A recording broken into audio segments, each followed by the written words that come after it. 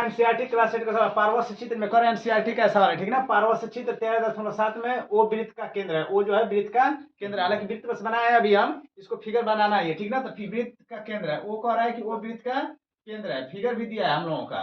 5 semi की त्रिज्या है, वृत्त की त्रिज्या 5 सेमी है। वृत्त की त्रिज्या कितनी है? 5 सेमी दिया है। कितनी सेमी दिया है? 5 सेमी है। वृत्त की एक जीवा ए बी है। वृत्त की एक जीवा क्या दिया है? ए बी है, जिसकी लंबाई 6 सेमी है। तो जैसे कि वो ऐसे फिर कर यदि ओएम लंब ए बी, ओएम जो है लंब ए बी पर है, तो ओएम की लंबाई ज्ञात कीजिए। तो फिगर पहले बना दे रहे हैं हम पूरा, जैसे फिगर दिया है क्वेश्चन में आप लोगों का। ये वृत्त का केंद्र हो जाएगा। इस पे एक जीवा हम लोग डाल दिए। ये वृत्त का केंद्र है। यहाँ पर दिया है ओ, यहाँ पर लिख दिया है एम, और यहाँ पर ए, यहाँ पर बी। ये हो गया आप लोगों का क्वेश्चन। अब हम लोगों से पूछ रहा है, जैसे कह रहा है कि ओ एम की लंबाई पूछा है हम लोगों से। किसकी लंबाई पूछा है?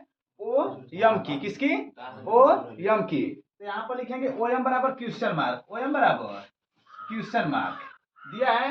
ए बी की लंबाई दिया है, ए बी बराबर 6 सेमी, ए बी बराबर 6 सेमी। त्रिज्या जो होती है, तो त्रिज्या दिया है। त्रिज्या कितनी दिया है? त्रिज्या बराबर है, हम लोगों का त्रिज्या दिया है 5 सेमी। हालांकि त्रिज्या होती कहाँ है? त्रिज्या देखते हैं कि त्रिज्या कहाँ पर होती है।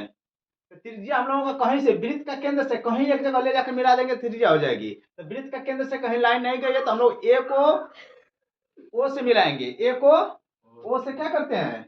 मिलाएंगे, ठीक ना। ओ को ए से मिला सकते हैं, चाहे ओ को बी से मिला देंगे, तो 100 त्रिज्या बन जाएगी। तो लिखेंगे ओ को ए से मिलाया।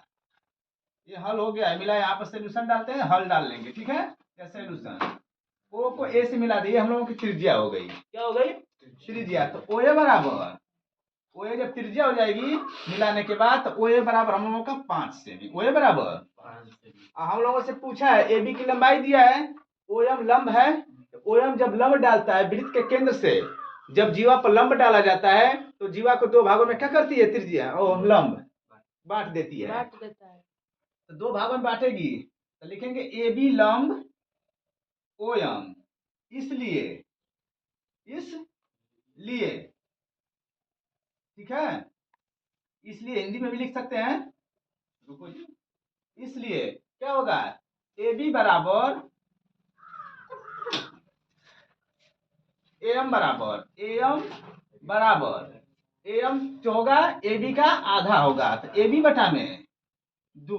तो एम बराबर कितना आ जाएगा? 6। ए बी का मान 6 है, तो 6 बटा में 2 है, तो 2। तो एम बराबर 3 सेमी। एम बराबर 3 सेमी। पहला पॉइंट समझ लो, यहाँ पर 3 सेमी आ गया। ये त्रिज्या हो गई, तो 5 सेमी हो गया हम लोगों का। इसकी लंबाई पूछ रहा है, ठीक है। तो अब क्या करेंगे? पाइथागोरस प्रमेय का, क्योंकि समकोण त्रिभुज होता है तो पाइथागोरस प्रमेय काम करता है। तो त्रिभुज लेंगे, समकोण त्रिभुज।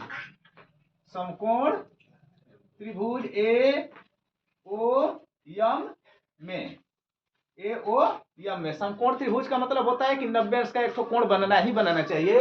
समकोण त्रिभुज जैसा आप लोगों को पहले बताया है कि समकोण त्रिभुज का अर्थ यही होता है कि कोई एक कोण 90 अंश का बने। कोई एक कोण क्या हो जाए? 90 अंश का बनना ही चाहिए, चाहे जैसे वो बन जाए, ठीक है। समझे कि नहीं समझे? तो इसमें 90 अंश का कोण यहाँ बनाएगा, ठीक है।